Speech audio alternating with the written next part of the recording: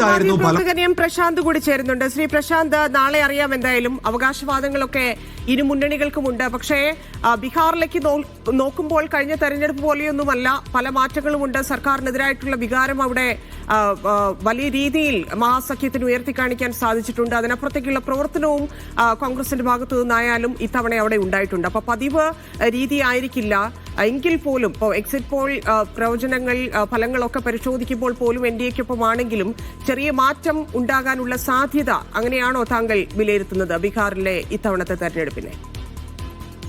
അതായത് ബീഹാറിൽ പൊതുവിൽ അസംബ്ലി ഇലക്ഷനും ലോക്സഭാ ഇലക്ഷനും തമ്മിൽ വലിയ വ്യത്യാസമുണ്ട്. ലോക്സഭാ ഇലക്ഷനിൽ പലപ്പോഴും ഏതെങ്കിലും ഒരു മുന്നണി ഒരു സ്വീപ്പ് ചെയ്ത് പോകുന്ന ഒരു സാഹചര്യമാണ് കാണുന്നതെങ്കിൽ അസംബ്ലി ഇലക്ഷനിൽ പലപ്പോഴും ഇഞ്ചോടിഞ്ച് മത്സരമാണ് നടക്കാറുള്ളത്. ഇപ്പൊ കഴിഞ്ഞ അസംബ്ലി ഇലക്ഷൻ 2020 നിയമസഭാ തെരഞ്ഞെടുപ്പിൽ തന്നെ മഹാസഖ്യവും BJP ഉൾപ്പെടുന്ന NDA മുന്നണിയും തമ്മിൽ വളരെ കടുത്ത ഒരു മത്സരം. കേവലം 15 സീറ്റുകളുടെ വ്യത്യാസത്തിലാണ് അന്ന് NDA അധികാരത്തിലെത്തിയത്. 125 സീറ്റുകൾ NDAക്ക് കിട്ടിയപ്പോൾ 110 സീറ്റിലാണ് മഹാസഖ്യത്തിന് ജയിക്കാനായത്.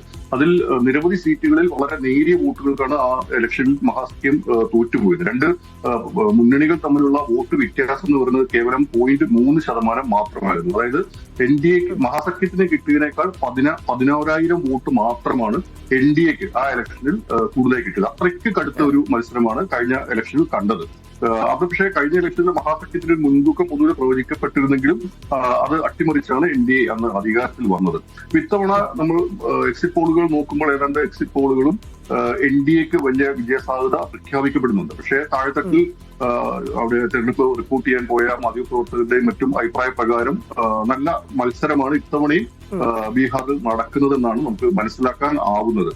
അതായത് ഈ നമ്പറിൽ തന്നെ, അതായത് 70 മുതൽ 108 വരെ സീറ്റ് എന്നുള്ള രീതിയിലാണ് ഇപ്പോൾ സർവേ ഫലങ്ങളൊക്കെ വന്നിരിക്കുന്നത്. അതിനുള്ളിൽ തന്നെ നിൽക്കാനുള്ള വർക്ക് അവിടെ എടുത്തിട്ടുണ്ട് എന്നുള്ളതാണ് നമുക്കറിയാം. എത്രത്തോളമാണ് രാഹുൽ ഗാന്ധിയുടെ വെളിപ്പെടുത്തലുകളും അതിനപ്പുറത്തേക്ക് നടന്ന അദ്ദേഹത്തിന്റെ അവിടുത്തെ റാലിയും ഉൾപ്പെടെയുള്ള കാര്യങ്ങൾ ആളുകളിൽ ഉണ്ടാക്കിയിരിക്കുന്നത്. മറ്റൊന്ന് തൊഴിലില്ലായ്മയാണ്, സ്ത്രീകൾക്ക് നൽകിയ വാഗ്ദാനങ്ങൾ, ഇതുൾപ്പെടെ നിരവധി വിഷയങ്ങൾ അവിടെ വലിയ ചർച്ചയായിട്ടുണ്ട്.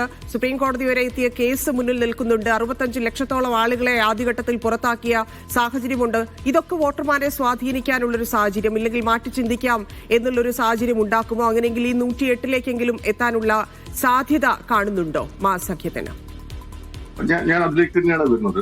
അതായത് ബീഹാർ ഇലക്ഷൻ പ്രക്രിയയ്ക്ക് തൊട്ടു മുമ്പാണ് അവിടെ വോട്ടർ പട്ടികയുടെ തീവ്ര പുനഃപരിശോധന വളരെ അപ്രതീക്ഷിതമായിട്ട് കേന്ദ്ര തെരഞ്ഞെടുപ്പ് കമ്മീഷൻ പ്രഖ്യാപിച്ചതും വളരെ തിടുക്കമിട്ട് അത് നടപ്പാക്കിയതും അത് ബീഹാറിലെ ജനങ്ങൾക്കിടയിൽ വലിയ ഒരു രോഷം ഉളവാക്കിയിട്ടുണ്ട്. കാരണം ഈ ഇലക്ഷൻ കമ്മീഷൻ ആവശ്യപ്പെട്ട രേഖകൾ, അതായത് പൗരത്വത്തെ കൂടി ബന്ധിപ്പിച്ചുകൊണ്ടാണ് ഈ പറയുന്ന SIR പ്രക്രിയയിലേക്ക് ഇലക്ഷൻ കമ്മീഷൻ കടന്നത്. അപ്പൊ പൗരത്വം തെളിയിക്കുന്നതിന് അവർ ആവശ്യപ്പെട്ട 12 രേഖകൾ എന്ന് പറയുന്നത് ഭൂരിഭാഗം ബീഹാർ ജനങ്ങളുടെയും പക്കലില്ലാത്ത രേഖകളാണ്. ഈ പറയുന്ന പോലെ പാസ്പോർട്ടും അങ്ങനെയൊക്കെയുള്ള അല്ലെങ്കിൽ ബർത്ത് സർട്ടിഫിക്കറ്റ്, മെട്രിക്കുലേഷൻ സർട്ടിഫിക്കറ്റ്, ഇങ്ങനെയൊക്കെയുള്ള സർട്ടിഫിക്കറ്റുകളാണ് ഇലക്ഷൻ കമ്മീഷൻ ആവശ്യപ്പെട്ടിരുന്നത്. ഭൂരിഭാഗം ബീഹാറുകാരുടെ പക്കലും അത്തരം രേഖകളില്ല. അവരുടെ കയ്യിലുള്ളത് ഒന്നുകിൽ വോട്ടർ ID കാർഡാണ്, അല്ലെങ്കിൽ റേഷൻ കാർഡാണ്, അതല്ലെങ്കിൽ ആധാർ കാർഡാണ്. ഈ 3 രേഖകളും എന്നാൽ ഇലക്ഷൻ കമ്മീഷൻ ഈ SIRന്റെ ഭാഗമാക്കിയില്ല. പിന്നീട് കോടതി ഇടപെടലിനെ തുടർന്നാണ് ആധാർ കാർഡ് പരിഗണിക്കുക എന്നുള്ള അവസ്ഥയിലേക്ക് ഇലക്ഷൻ കമ്മീഷൻ എത്തിയത്. ആ പ്രക്രിയ ബീഹാറിലെ ജനങ്ങൾക്കിടയിൽ വലിയ അസ്വസ്ഥത സൃഷ്ടിച്ചിരുന്നു. അത് അന്ന് തന്നെ അത്തരത്തിലുള്ള റിപ്പോർട്ടുകൾ വന്നിരുന്നു. അപ്പൊ അത് വോട്ടിങ്ങിൽ പ്രതിഫലിക്കും എന്നത് തീർച്ചയാണ്. അതോടൊപ്പം തന്നെ ഈ പറയുന്ന